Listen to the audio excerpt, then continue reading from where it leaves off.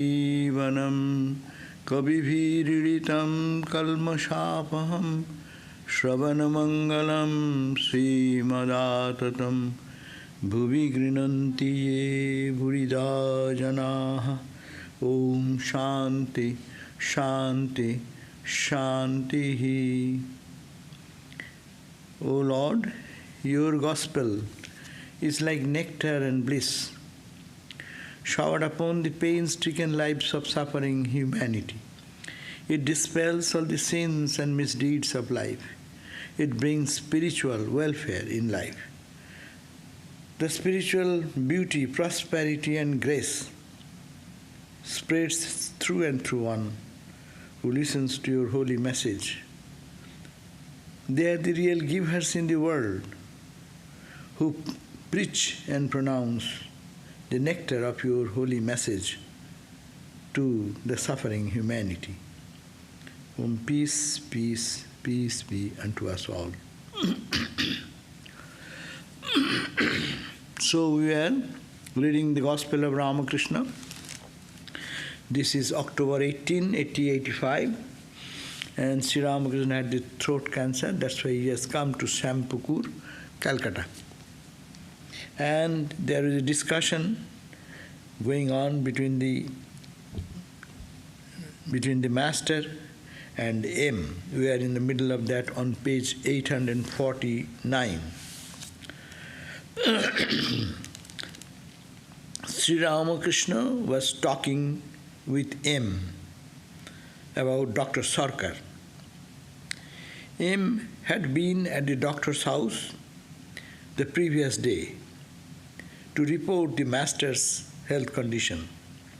Master: what did you talk about? M: there are many books in doctor's room. I took out one to read and now and then read a passage aloud to Dr. Sarkar. It was a book by Sir Humphrey Davy. He wrote about the necessity of divine incarnation.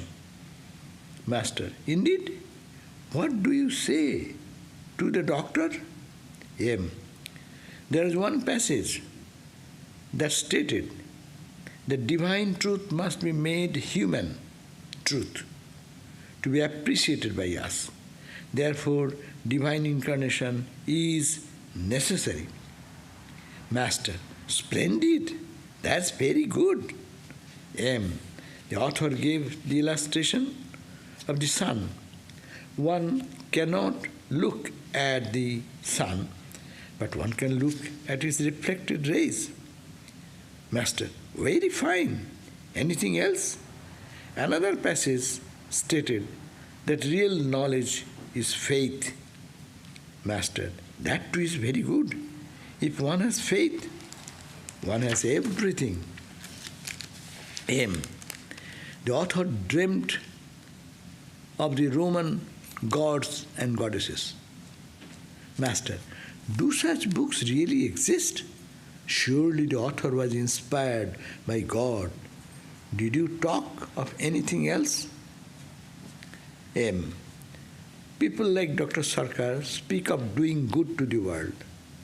So I told him what you had said about it. Master smiling: what did I say? M: about Shambhu Malik. He had said to you, quote, it is my desire to devote my money to the building of schools, hospitals, dispensaries and the like. That will do good to many. Thereupon you, means Ramakrishna, had said to him, the Shambhu Malik, quote, suppose God appears before you, will you then ask him to build schools, hospitals and dispensaries? Quote ends. I told the doctor another thing. Master: those who are born to do work belong to a different class. What else did you say?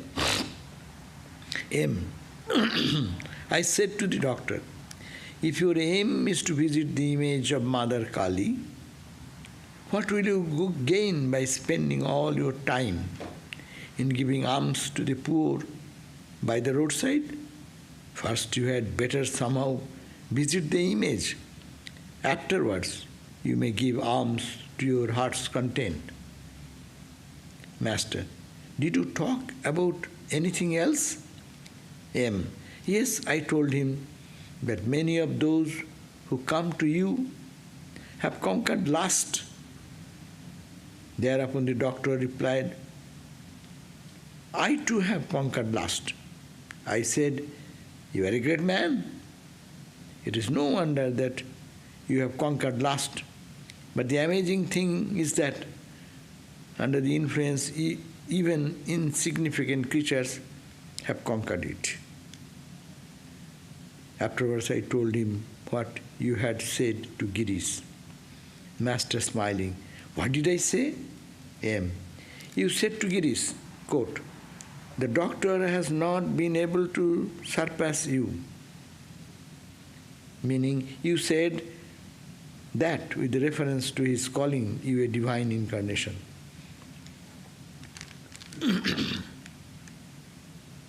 Master, discuss the doctrine of divine incarnation with Dr. Sarkar. He who liberates others is an incarnation of God. The scriptures speak of 10 or 24 and also of innumerable incarnations. M. Dr. Sarkar is keenly interested in Girish Ghosh. He always asks me whether Girish has given up drinking. He keeps a sharp eye on him. Master, did you tell Girish about that? M. Yes, sir, I did. And I also told him about giving up drinking. Master, what did he say? M. He said, since you all say so, I take your words as the words of the Master himself, but I won't promise anything. Master joyously, Kalipada told me that he had altogether given up drinking. It was afternoon, then Dr. Sarkar arrived, accompanied by his son, Amrita, and him. Narendra and other devotees were also present. So this is a short reading of what Sri Ramakrishna conversing with M. And M went to Dr. Sarkar to report about the health condition of Ramakrishna. And when he goes, he had a good conversation with him. And that conversation ends like that, because Dr. Sarkar does not believe that God can incarnate in human being. Many of us have the same doubt. How, if he is God, how can he be incarnated in this simple physical body like Earth, like a 5 feet, some few inches height, with the similar eyes like us, hunger, thirst. How can God be in that limited person? It is impossible. So that is the fight always goes on, and he does not accept it. But here, M went to the doctor's home and to give the report about Ramakrishna. And then that discussion, Master is eager, Sri Ramakrishna is eagerly talking about, what did you do when you go to doctor's house? Then he said, I got a book. And that book is written by Humphrey Davy, Sir Humphrey Davy. And that book I was reading. And Ramakrishna interested. What did you see? Indeed? What did you say? What did that? And he wrote about him, Humphrey Davy wrote about the necessity of divine incarnation.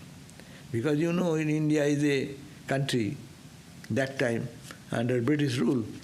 So anything said by British or white person or some American or English name, it makes a big name there. Huh? In India, how many people talk of incarnation? Who cares for them? But Sir Humphrey David, he said, so it is a big thing. So people listen to that. Then incarnation is possible. So what he said that in that book, he talked about necessity of divine incarnation. That's true also. And Western mind to understand that there is a necessity of God to incarnate in human body. There is a need of it. And what he said, Ramakrishna is interested to ask, oh, indeed? What did you say to the doctor? So there is one passage in that book that divine truth must be made human truth. Divine truth means, Vedanta will say, transcendental truth. That which is Atman, Brahman, beyond our perception. No? That should be made human. It should come to our level.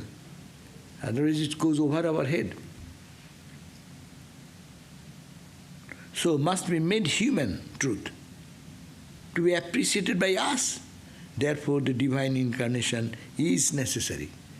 So that was this statement from the reading the book. He's talking to Dr. Sarkar, and Ramakrishna is interested to know what discussion. And then he said, yes, there is stated that the divine truth must be made human truth to be appreciated by us. Therefore, divine incarnation is necessary. So the reason of accepting incarnation is this: you have to accept, because it is God comes down. And if he is not human, then we cannot understand the language. So he will have to pull himself down. So the beautiful language, the divine truth, we call Brahman, Atman, must be made human truth. That means in a human language, human expression, it should come out. And Ramakrishna is like a child says, oh, splendid, that's very good. And then again continued to say, author gave an illustration of the sun. That Sir Humphrey Davy, in his book, Incarnation, he has given this example, like you cannot look at the sun, bright, scorching sun, midday sun, you cannot look at that. That's the transcendental truth.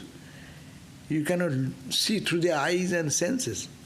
So, but one can look at its reflected rays. Avatar is the reflected ray. He is the same, but it is reflected coming down to the human level, so that we can relate to them. So, that's why M says, the author gave the illustration of the sun, and one cannot look at the sun, but one can look at its reflected rays. Master is very happy. Master says, very fine. Anything else did you say? M said, another passage stated, the real knowledge is faith. In the same book that he said, what is the real knowledge? In our language, his book has come down to our language. He says, it is called the faith in God. Faith. And unswerving faith. God is there. I may not see, but this much conviction to come, that is a spiritual progress. So the master says, oh, that is very good. If one has faith, one has everything. So he is supporting all the statements in the Sir Humphrey David's book. And also M said, in the book, it is written that the author dreamt of the Roman gods and goddesses. Then Master was very happy. He says, oh, do such book really exist? Surely the author was inspired by God. Did you talk of anything else? So he is saying that he even seeing not the Hindus see the Hindu gods and goddesses. So he is conversant with the Greek gods and goddesses. So in a dream he sees those. So Ramakrishna is appreciating that. Wow, he is such a great person then. He has been inspired. And then again Ramakrishna is interested to know what Dr. Sarkar spoke further. M said, people like Dr. Sarkar speak of doing good to the world. So I told him what you had said about it. Naturally, all the good people say, yeah, all my money, I'll do this charity and do this for the good cause of the poor people. But Sri Ramakrishna is a higher standard. And M captured those ideas. Then That's why the master smilingly asking him, okay, when the Dr. Sarkar was speaking of doing good to others, of the world, good to the world, in the language, what did you say? Then he said, yes, whatever you said. You mean the master is saying what Ramakrishna has said. He said, what did I say? That what did I say? M said, you talked about Shambhu Malik. He was a landlord, Shambhu Malik. And he is a good guy. So he said to you means Ramakrishna, it is my desire to devote my money to the building of schools, hospitals, dispensaries and the like. That will do good to many. That is the Shambhu Malik expression. That's a very common expression. But Ramakrishna talks here from a higher level. Thereupon, you had said to him, when Ramakrishna said to Shambhu Malik, suppose God appears before you, will you then ask him to build schools, hospitals and dispensaries? I told the doctor another thing. So this is a controversial statement, no? As it appears, Ramakrishna and Vivekananda. Vivekananda said, I shall die till I can remove the suffering of anyone, no? I will be born again and again to remove the suffering of. And Ramakrishna said, do you do the hospital dispensary first? So it appears contradictory, but it is not contradictory. Hospital dispensary is to be done, but those works will purify the heart because you are expanding your identity for the good of others, no? You are feeling the suffering of others. But there is something. Why will you do this dispensaries, schools, hospitals? Why? To remove the suffering of others. But who is other? Who is there? There is also God who is in you. So God will help God. That means it is a higher level. When you get intoxicated in God, you lose your identity in God. And you will be so much, your presence will do good to the world. But that time, doing schools and colleges and hospitals does become a lower goal. It's a higher goal. Higher goal to see God everywhere. And also he said, first go to see the mother, the divine mother. In Dakshineshwar, if you go, you will find that there are many poor people sitting on the Kalighat you go, and then Dakshineshwar you go, any temple area, many poor people, they come and sit. In Vrindavan, they sit on the roadside, no, before the entrance of the, and they need some money. So Ramakrishna said, yes, charity is good. But if you get involved into it, many have the experience, no? If you start giving some coin, all the people, about maybe 20, 30, 40, 50 will just go around you and give me. So you get so much disturbed with that and giving everyone. Ramakrishna said ultimately, when you finished with charity, then you go to see the Mother Kali's temple, and the Mother Kali temple's door is shut. So Ramakrishna said, first go to see Mother and do the charity after coming, and that will be real charity. That's for a higher level of spiritual person, and we need not have to mix up. For us, it is good to be charitable. But he is talking to Mahendra Sarkar. He is a very intelligent person and very well-read, and Ramakrishna, he is talking to him in a different level. So their emphasis is there, realize God first. And exercise your energy more in God realization. And as much as you really put God realization mind in God, that much your charity becomes really worship. Other charity becomes a vanity. People give charity, say, I have given this money. There is pride in it.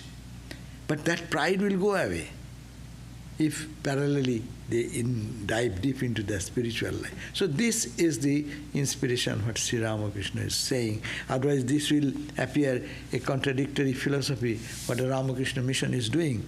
In the name of Ramakrishna, doing the opposite thing.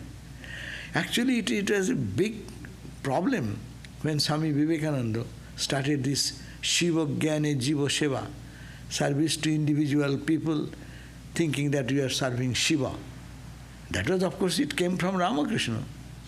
But when it came, it is this Shiva Jnane, no one could understand. Vivekananda only, young Naren, could understand that the meaning. That's why while he was coming back from Dakshineshwar to his home in Calcutta, there was Swarat Maharaj and others were there. So they said that, he said that he experienced that what a new message I got it from the Master. If God gives me opportunity, I shall just spread this message to the whole world. And that's actually the Ramakrishna mission. This idea of service to man as service to God. It is not charity. Charity has a sense of superiority. I am superior to you, I am doing charity to you. But it is a humble attitude. I am serving Lord in you. The same action is the same, but spirit is totally different. That's why Swami Vivekananda said, let the giver kneel down, and the receiver receiveth and bless. Receiver will receive and bless. Just turn the opposite page. What is going on in the society everywhere, the giver is kind and compassionate, he is holy, holier than thou. And to whom we are giving, he needs some help, I am merciful. As if I am to show mercy. That's why Ramakrishna said, whom to show mercy? Are you showing mercy to God? That means Ramakrishna's idea is always in the high pitch.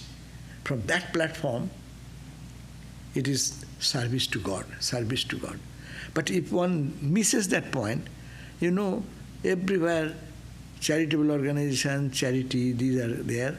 But even I know that somebody gave a good amount for one of our center in this country to build up a temple. It was 100,000. So he was inspired and he gave 100,000. But he wanted that his name should be inscribed in some place. And then that time when they gave the money, and our Swami said, yes, we'll put it in one place because many of you who will be donors will put their name there. But when the temple started and construction was going on and the question of putting the tablet was continuing, then he said, my name should be given in this size, this big size in this. Then this Swami who was there, he said, yes, that's good, but you have given 100,000. Someone is given 150,000. So his name should be given more in a bigger size, and someone is given 50,000 or 25,000. So better we'll mention the names with the generous donation of it, and maybe there's some chronology or something. He got so mad. He said, you are not accepting our proposal, and we gave on this intention that you will give my name in that size, but you are not giving. So then he said, okay, if you are really upset, so you take back your money. So that Swami wrote 100,000 check back. See, it is a tendency. He is a good guy. He wanted to give, but after I die, what is my name? Tell me. In the world, who remembers? See, big guys in the world, remember, how many people remember? Unless you are Hitler, or unless you are some good guy like Christ, you should be either Christ or should be Hitler or should be Putin or some such big name. So history will remember that also. How many days? But but he actually, and he took back the check. Of course, after some time, before passing away or after his passing away, maybe his wife felt bad and then gave back the donation. But the question is that there is a, Ramakrishna also said there is a story, that there was one lady, she used to come to Ramakrishna.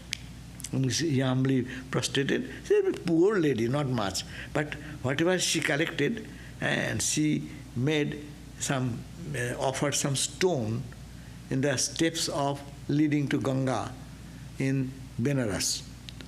And when Ramakrishna was talking about that, did you go to pilgrimage, this, that? And she said, yes, I went to Kashi, and there is one plate. They have put my name there. Always the idea that I should be remembered. And in that tendency is there. So in charity there is a chance of that becoming dominant. Rather, when you think it is a service, then, or you realize God, you move more towards God, then you will see that God outside. As much we move here, that much we see outside. So that's why Ramakrishna is emphasizing life is short, time is limited. So you use the time exploring inwardly and do whatever you are doing. Then your even given a glass of water may be a puja, worship. If it is done that I am giving to my beloved Lord in this form, then what will be the mental peace and spiritual development? We make always distinction between the secular and spiritual, totally separate. But Ramakrishna is seeing that one God pervades everywhere, and God is only there to be served. We are serving God only. So this idea, that's why it is not contradictory, that we'll have to keep in our thought. And then a master says that yes, those who are born to do work belong to a different class. So that's why he's saying they are also a class of people. And those who very miser, they don't spend even a penny for others. No, there are people. But there are people who spend tons of money, hundreds and thousands of dollars, and whatever their capacity. I know of people who do charity whole life. And yes, that's a class of people. Their heart is so broad. And other people's mind is so stingy, even they give $1. I know I go to many places. So one big doctor, he earns huge money. And he will come, and everyone is giving some pranami or something, money, when you salute a sadhu. So ordinary people, they are ordinary people, $1, $2, some $5, like that. He comes, he's a big doctor. He will make a envelope, and inside will be $20. $20 and a big envelope. And he will, before giving, he will bring out and make it straight and so that everyone sees, and then puts near me and then salute. And whoa, you need not have to pull down yourself. Just stand up. So everyone knows he has given a big chunk of check. But it contains $20. But he is a rich guy, very rich guy. So there are people who are charitable. That's a greatness. Because their earning should go for a good cause, for the suffering, removing the suffering of. That's the starting point. Others suffering to remove. But there is higher. Who is other? His same God is there as in you. So if you want to give with that reverence and love and regard, respect. So that is the perspective changes. That's why He says, first try to see God in others. That's the Ramakrishna's idea.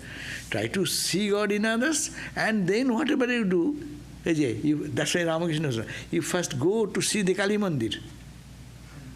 After seeing Mother, then you do as much charity you like. That means unless I see God in you, and whatever charity I want to give, it is increasing my pride. But when I see that even you is God, I am blessed that I could give this my service to Him. So these two mental attitudes are too far away. So that high ideal, it is actually Vedantic principle, practical Vedanta. What Ramakrishna mission does, or what this so-called activities of our mission it is serving God in man. Though we forget, though we don't remember, but principle is that it is God is being served. Every day, what morning till now we have done, every one of us, unconsciously we have served God. Unconsciously, you do not know whom you serve. So, in your client, you are serving a client. That's also is service to God, because in him is God, and you are serving Him. So, in our cooking, in our cleaning, in our day-to-day transaction, in talking to people and interacting, whatever we are doing, it is a service to God. If that idea is get inside, that I am God, God, God inside, that's it. Go to Mahakali first, and then do charity. That means thinking of this noble thought, whenever you do anything, that becomes much more spiritually advanced sadhana. So when we write any paper and we want to see our name as an author there, we don't criticize that much. When we give money and want to see our name there, so if I'm contributing and I'm having my name, if they are intellectually, here financially, why that is condemnable? That's also bad. Unless you are egoless. That's a competition. That's scholars are competing with each other. And how I feel, I have a book. No. Those who have never written a book, or even, some people never did anything, I will translate this book. It will be my name. Acha, see, there are so many books in the bookstore. If someone comes to have a book, what I offer? My book. My name is there. It's a human weakness. That's also not good. Then actually, yes, there may be, say, great Brahmogyanis. Say, Madhavananda Swami has written, what a great scholar. Swami Gambhirananda wrote the life of Holy Mother, and they have no pride. They know that it has purified myself. Attitude change. Book writing and writing the name is not important. How it inflicts my own emotions and ego. So if one can do that, what a great chance. Yes, it happened with one of our Swami who was in the executive, one of the top executive. And he differed with something. And he said, okay, I don't want, I resign. Okay, he resigned. When he resigned, he has enough time. When he was in administration, he has no time. So he got that time and he involved himself day and night in reading and writing, and that became a masterpiece. I'm not talking about the who person, what book, but I know. And that was, he was a transformed personality, because he said, we think that, sometimes we think that in the world, I am defeated, no? I was doing this big job, I have been removed from that job, I am humiliated. For a devotee, he takes the advantage. He said, he told that had I not been angry and I have not put my resignation, and that resignation was not accepted, this result would not have come, which has given me so much solace in my life to engage totally for so many months and years to write these volumes. So that is the point. That becomes a boon. So writing the name in the book, but one can be egoless. then he has transcended. It's a service. I am benefited. I am not doing for the good of others. Question is that who are you to do good to the world? Look at that world, how big is the world and how tiny I am. It is our ego, we think that I am doing good to others. No, I am not doing good to others. Rather, this opportunity has come to me to make me great. Swami Vivekananda said, why there is so much suffering in the world? The suffering is there to make you great, so that you think, you feel for their suffering. Swamiji used to cry.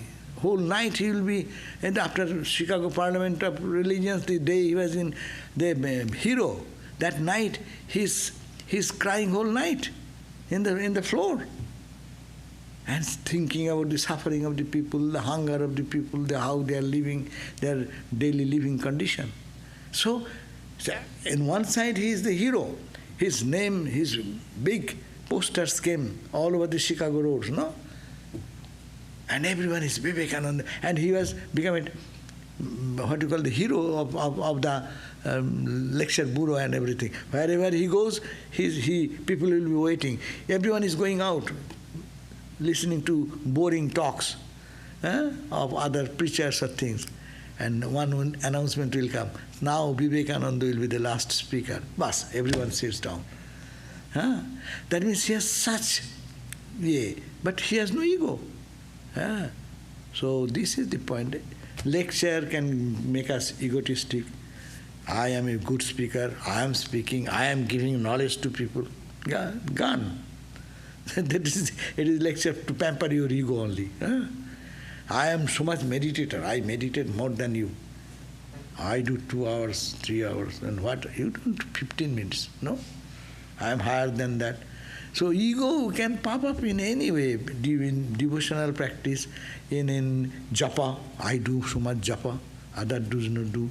So writing, lecturing, so there is possibility. But if it is elevated in this way, that it is a service to God, I am serving God. Everyone serves God according to their own capacity. Someone is intellectual capacity, someone's physical capacity, someone's other skills. By that skill they serve. So service to God.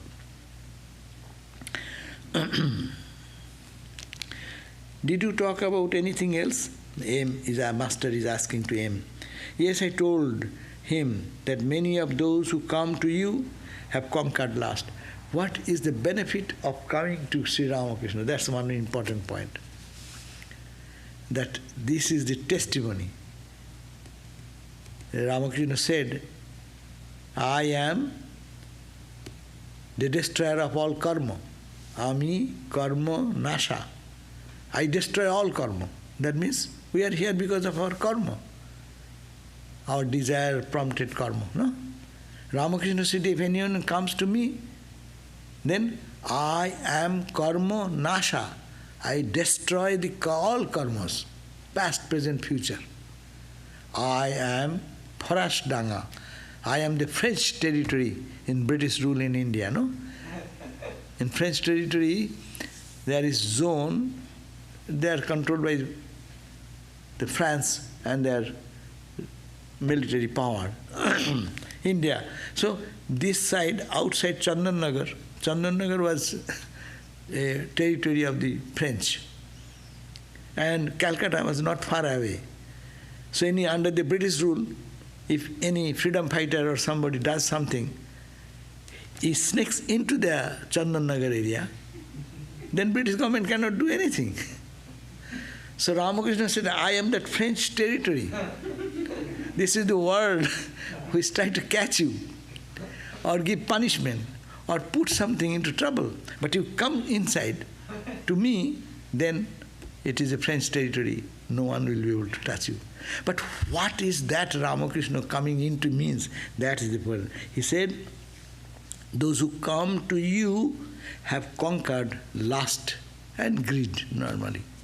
That's why kama kanchan. The two things are the guiding force which is creating all trouble in the world. No? It's endless, the lust and greed.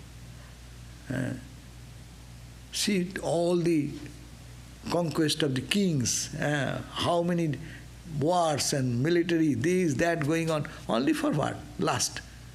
Is it personal or thinking that I will encroach your land, I will take care of the Ceylon, I will take care of the what is going on now in world picture. So this is the bigger picture of lust and gold, wealth. No, these are the two things. The sign of spirituality.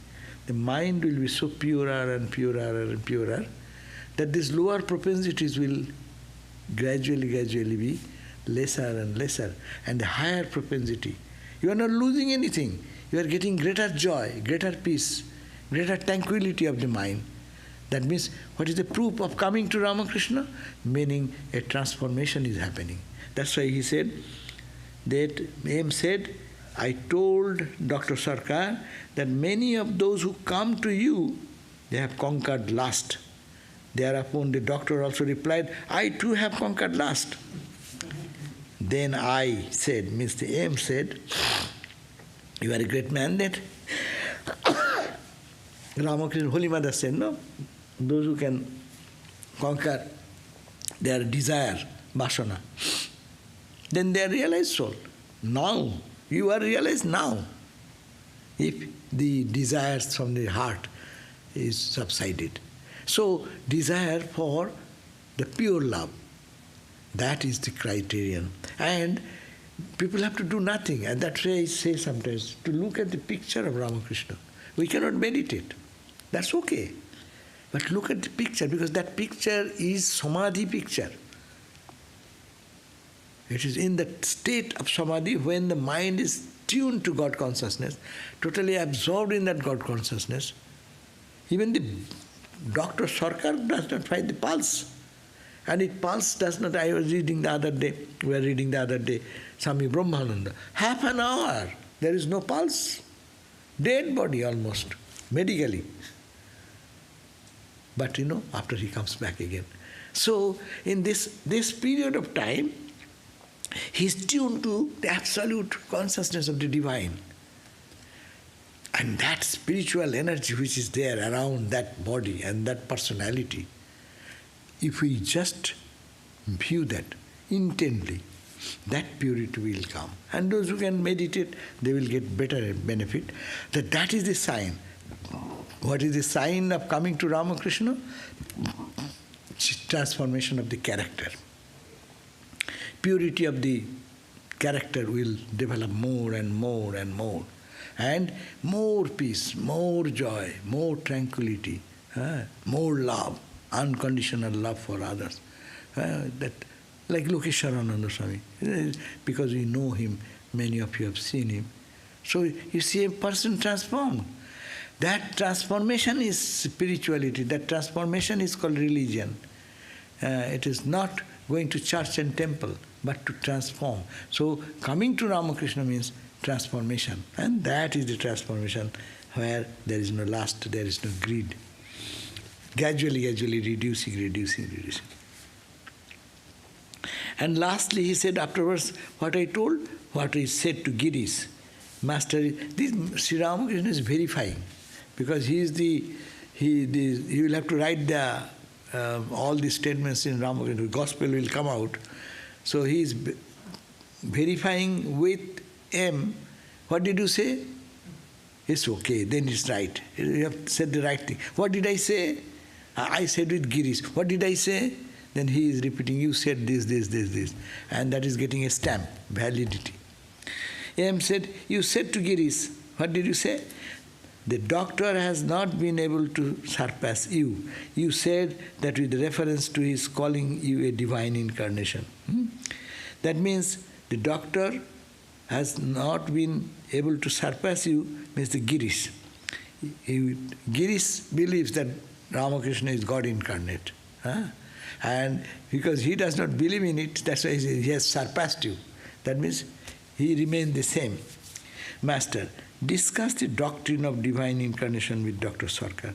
He says that now when he comes, can you discuss with Dr. Sarkar about the incarnation of God? And the scripture, Ramakrishna saying, the scripture says that there are, speaks of 10 or of 24 and also of innumerable incarnations. We are reading that day, that incarnation, God incarnates again and again and again. Christianity says God is the incarnation, is Christ as Christ, only way. Islam will say Muhammad is the only way, because it's the last incarnation. Nothing will be again. Therefore, what he says, that is the verdict. And every word should be literally taken that. That's why taking those words, you see how much killing and atrocities also go on parallelly. Anyhow, but Hindus believe, no, incarnation is not finished. Incarnation will come again and again and again and again. And Ramakrishna, that day we read that in the Gospel, that he told about the story of Arjuna and Bhagavan Krishna. Arjuna, Sri Krishna taking Arjuna, going to somewhere and showing from a distance, what is that? And Arjuna said, I saw a tree. And what did you see in the tree? Oh, he said that berries, the hanging berries, grapes or berries like that. Then he said, no, it is not. Go closer and see. And then Arjuna went and saw innumerable number of incarnations hanging in the ocean of Brahman. That's the tree of Brahman. That is the idea. That means incarnations are innumerable. As God is infinite, so God's manifestation is infinite. God is infinite, the cycle is infinite. Infinite cycle of creation and destruction going on and on. So, Dr. Sarkar is keenly interested in Girish Ghosh, and he also asked me whether Girish has given up drinking. That's the point. With the intoxication with Ramakrishna, his drinking habit is gone also. So, Mahendranath Sarkar is asking, did he really give up his drinking? So when I meet, I will ask again. That means this is the transformational things happening to the people who went to the extreme opposite, how they are coming back into their own real spiritual nature. Now, it was afternoon.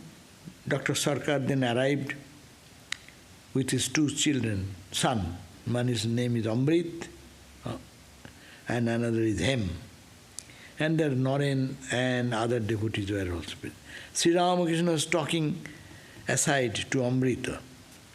He asked him, Ramakrishna asked, do you meditate? He is asking the son of Dr. Sarkar, whose name is Amrit. He further said to him, do you know what one feels in meditation? The mind becomes like a continuous flow of oil.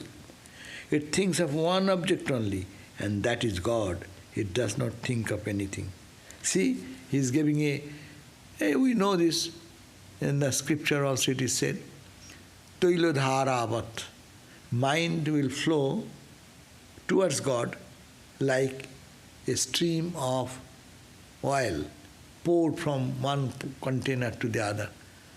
As if a stream flowing, there is no gap in between.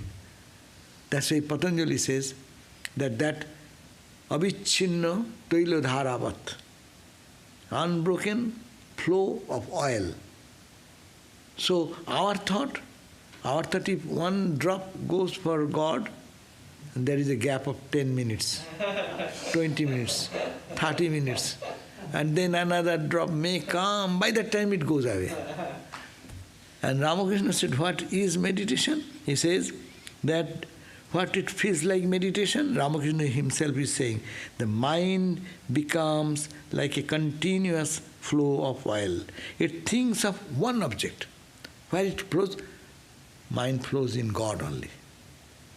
Dhai janumor shakol bhalobasa Prabhu tumar pane.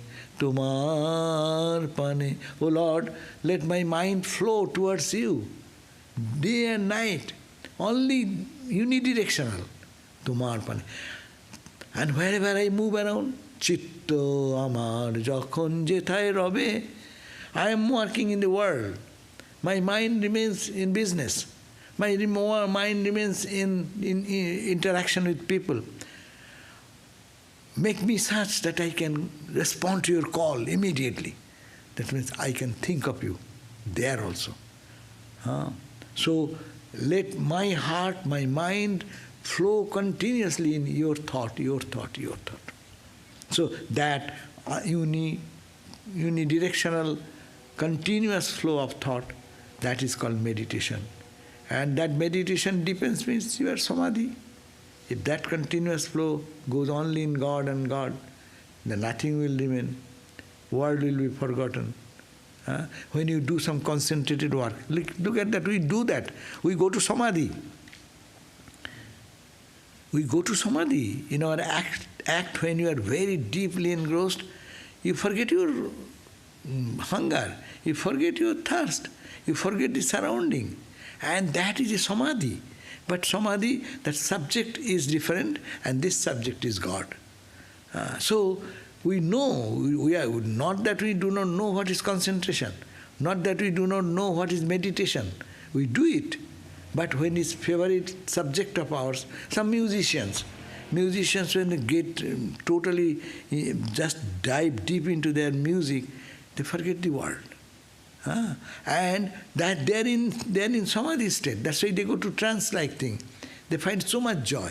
And that's why they cannot, when they come down, they cannot keep that joy. That's why they had to take some other things, drugs, drinking. Some of the cases we hear that they go for drinking and things. Why? Because they got such a joy, and when they come down, it's gone. And then to substitute that, they go for alternative something. But a spiritual person does not need to go, because he's trained the mind in going to the higher level in this way, and getting the joy, because it is his own, not dependent on drug, medicine or anything else. But it is the spontaneous thing, therefore the joy remains. That's the difference. That's why spiritual practice is so important, so that it becomes our own, not to depend on anything, any object or any person or anything in the world. Total independence, because it is already here. And the mind becomes such. That is he's telling the Amrita. Sri Ramakrishna was talking to the devotees, to the doctor. Your son does not believe in the incarnation of God. That's all right. It does not matter if he does not believe in it. Many people say, you don't believe in God? And many people say, I don't believe. But what it matters? You are a good person. Try live a life, good life. Naturally, one day you will understand. You need not have to. Incarnation is very difficult to understand. Because even if we see great spiritual people, we cannot assess them, we cannot understand them. I saw Premeshananda Maharaj. When I saw, he was in his very old days, no? Rather, I was inspired by one younger Swami. I saw he is a hero. He speaks, fire comes out of his expression. He becomes full of joy and I went to see this old Swami who is 10 times spiritually high. And then I see, it didn't impress me. How do I understand him? Because he is a sick person. His body is emaciated, he is lying like that, and his voice has become feeble. And I want fire, I am a young man. So it is very difficult to understand a holy person. What the question of understanding is of avatar. So that's why it is difficult. Okay, 5 minutes, so we can end here now. Today is no question, no? Don't worry about it, I'm here for you. Your question that day, what did you say? That what is the question? I didn't give. God is unchanging. God is unchanging. God is unchanging, and suddenly the Icha Shakti, if it plays, because I'm not talking Saguna Nirguna in terms of Icha Shakti. Icha Shakti in the absolute causes it to create. Right. That is a change, no? Yeah, that's a change. That's a change. And Ishvara, if you say God, not the absolute God, Saguna. Saguna, that means who creates, maintains, That's why concept of Vedantic concept of God is different. One, the absolute, timeless, spaceless, causationless, infinite, absolute, no one to say what is beyond speech mind. No, that is the highest. Next step is Judeo-Christian idea. God is infinite, everywhere, all pervaded. But he has quality of compassion, quality of love, quality of protection. No? That is the called Saguna Brahma. Nirakara Saguna. Top is Nirakara Nirguna. Where does Mother Kali concept come from? Kali comes here. The Shakti, the Brahman, added with the Ichha Shakti, what she is mentioning. Ichha means the desire. Eko ahang bahushyama. The desire, a very feeble desire. But that created the whole Kali, you can say Kali, you can say Shakti. With that Shakti, that infinite, beyond desire, beyond everything, desires something and then sprouts the creation. And then Hinduism says, out of that creation, Ishvara, then Brahma comes, Vishnu comes, Trinity God comes.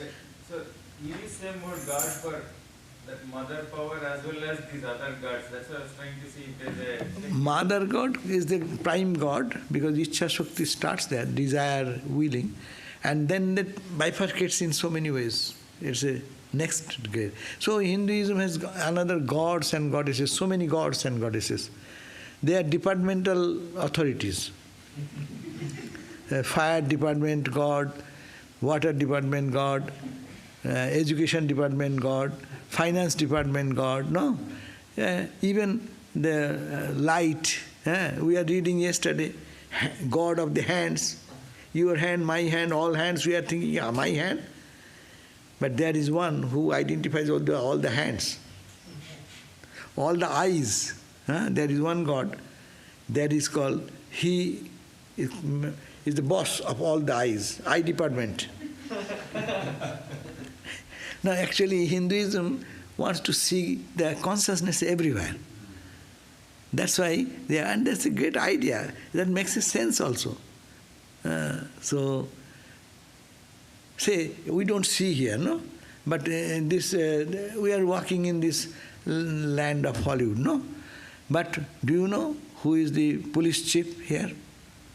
Police chief is a person, but it is his jurisdiction, is it not? But what jurisdiction? I don't see any jurisdiction. Say churches, they says this archdiocese. It's an imaginary space and someone is controlling there, as if all the people, Christian people are following him. No, not that. But he is the boss. So similarly, in the subtle level, there is a control point. So Ichha Shakti, when it comes, that's why technically if you say, God is not unchanging. Brahman is unchanging.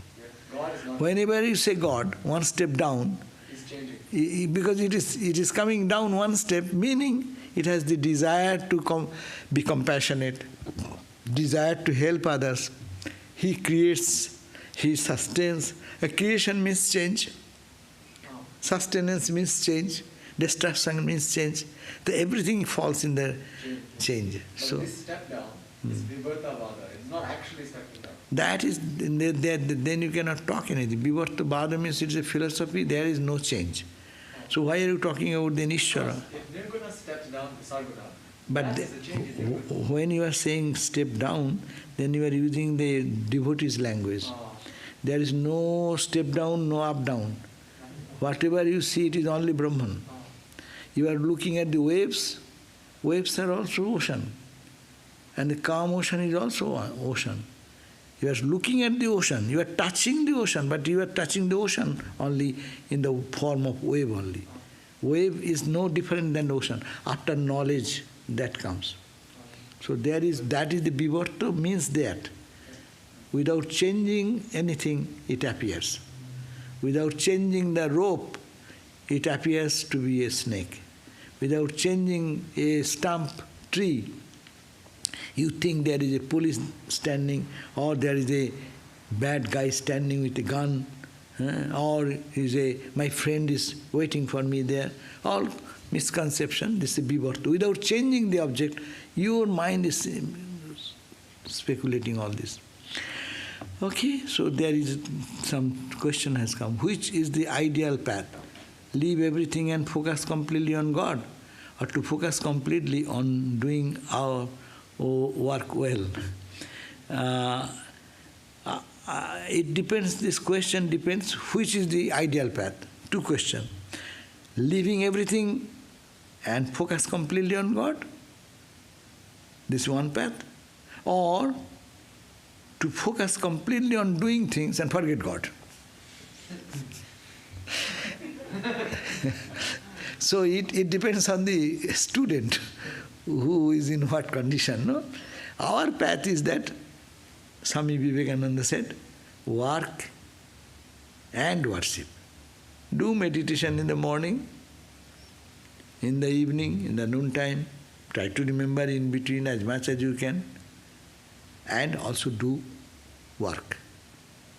And then, doing this type of thing, when mind becomes pure, then you will feel, I am working. No, I am not working. As if I am worshipping God. Work remaining the same. Mental attitude is changing. I am working as it to serve God. As if. It's an imposition on me. And when that becomes spontaneous, third stage comes, then whatever you do is your worship.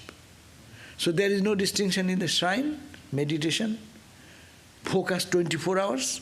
It is 24 hours in your work also. Morning, you are deeply connected with Him. When you are working, I am serving Him only. So, the two things become one. So, our philosophy is that you do two things.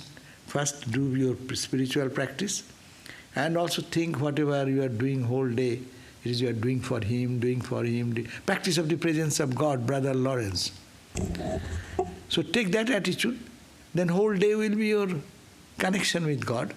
Maybe you will forget many times, but still it will be a continuous effort to connect with Him. And a day will come when it will be spontaneously remembering, I am doing for God only. There is no my life, every breath is for God only.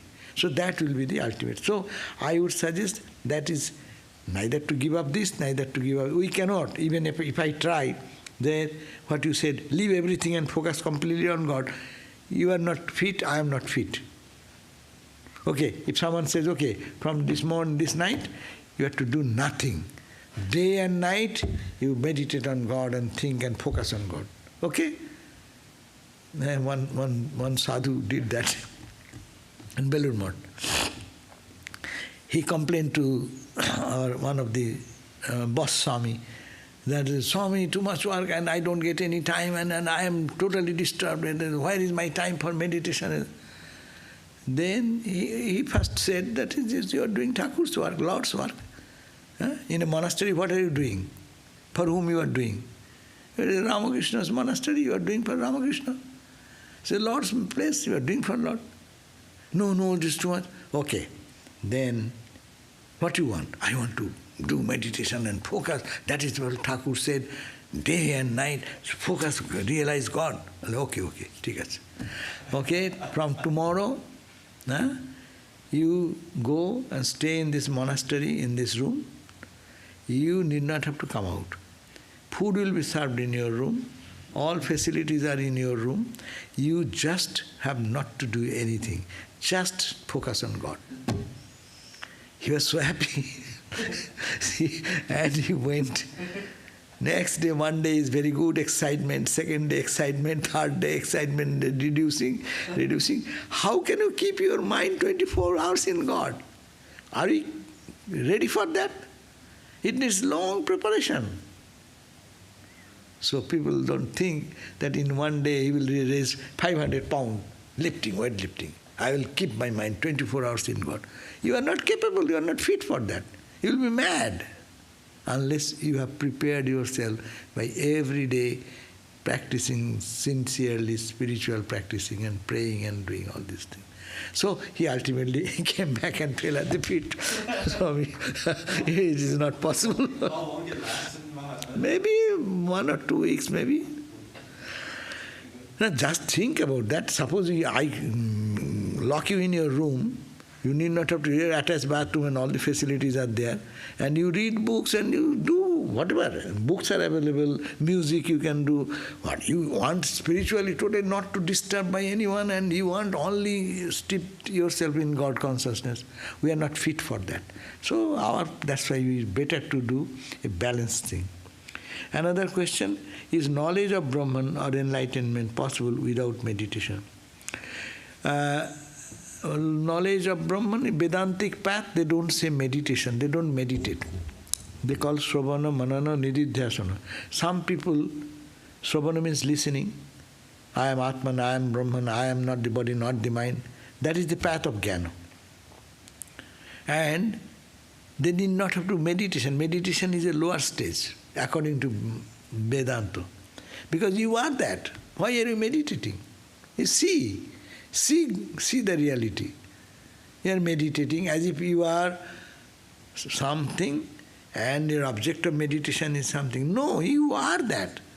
I am not this body. What is this? Remove this identity. Their focus is removing this wrong identification. There is the emphasis.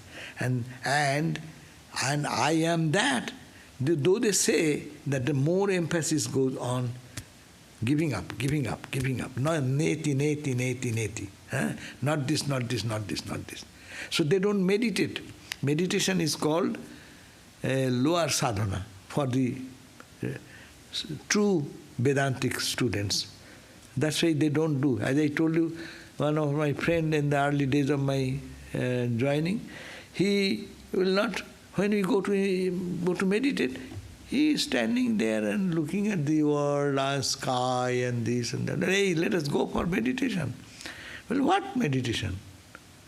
Who meditates? Upon whom meditation? Who is meditating? And meditating is a work. Why are you doing work? It is a spontaneous thing. It is there. You are not accepting and you are doing meditation. Meditation means 3 things are necessary. 1, meditator, 1 object of meditation, and a tool through which I will do the meditation. So you need a mind to meditate. You need ego, I am separated from the divine, and I will tune myself with the object of meditation, God, saguna or nirguna, whatever. So this is a lower level of sadhana. But that does not say that meditation is objectionable, but that helps us gradually to go to that higher state. And Vedanta says, you need not to do anything. It is spontaneous truth. It will reveal unto you. Truth will reveal. When the cloud goes away, sun will come out. We go for walking in the morning time. It was clouded, so we started walking. And suddenly, split second, it goes and scorching sun comes. The sun is all the time there. Only little patch of cloud was giving the feeling that, yes, it is comfortable, but when it comes out to its own glory and own real nature, then you feel you need not to do anything. You don't do anything. Only the cloud disappears and the sun comes out. So the cloud of ignorance to remove is our sadhana. Okay, so meditation is one of that method by which... that is ultimate, but you have to do the first half. The fan is on, cool breeze is... Spiritual practices for the peace of our own mind. Yeah, but... God is not a jugno. That's true. But we do it for cleaning the cloud. Mind thing, vulgar thoughts, negative thoughts. So to correct it to the right path, cleaning. This is a mirror. See this glass, very simple glass. When some foggy thing comes, no? I cannot see anything. It is here, but I can't see anything. It happens to everyone with the mask nowadays. So that's the point is that it is not, to clean this is not a jonno. But ultimately you cannot clean unless God gives us the goodwill. That's what it says. Our mind does not go for meditation unless God gives us the mind. But we have to pray for that. That's why it is not, we have to be sincerely craving for that. Then we understand that it is not in my power, it's God's power. That is also important point, that no one realizes God by his own sadhana. Ramakrishna said, a Holy Mother said, he is God like commodities, that you go to shopping place and give some money and get it. No, by God's grace only it happens. By God's grace. But God's grace, if you say and don't do anything, that is not justified. You have to, Ramakrishna's example you have to remember. The bird was sitting on the mast of a ship, and ship left the port, and the bird was unaware. And then, where? I see all around water. No trees, no friends, I am alone, what to do? So with the wings, he tried to reach the east and don't find the coast, and the west and the north. Then he said, I am tired, I'll going to die, I have no other alternative. Then sit on the mast. After that, God's grace can be felt. God's grace is now, Ramakrishna says. God's grace is now also, but I am not feeling. That's why Sri Ramakrishna, unfolding the sail, he says, the wind is already there. I give the example, there is a fan in hot summer. In our training center days we used to do. In our training center, Balloon Math was so poor. All the brahmacharis, so many brahmacharis, no fan. Fan is out of question. In each room, 3 people sitting and no other facilities. So in the classroom only there are fans. So few classrooms are there. So, and there are fans, 1 or 2 fans, maybe maximum 3. 2 fans. So as soon as the first come, first run, they rush towards the fan and try to lie down there. Or see, someone comes, they also push himself. That means you have to go near the fan to get the cooling sensation. But I am sitting over there and the fan is rotating here. So that much effort is there. And also, unless God's grace, mind does not go towards God. It's fact, true fact. It's a fact. You are blessed. If the mind leans towards God, you know the mind is really become purified. That's it. Om Shanti Shanti Shanti Hari Om Tat Sat Sri Ramakrishna Arpanamastu. Now tomorrow is Thursday. Karma Yoga. Tomorrow is Thursday. Karma Yoga by Swami Mahayogananda at 7:30 p.m. Thank you. Thank you for coming and thank you for listening.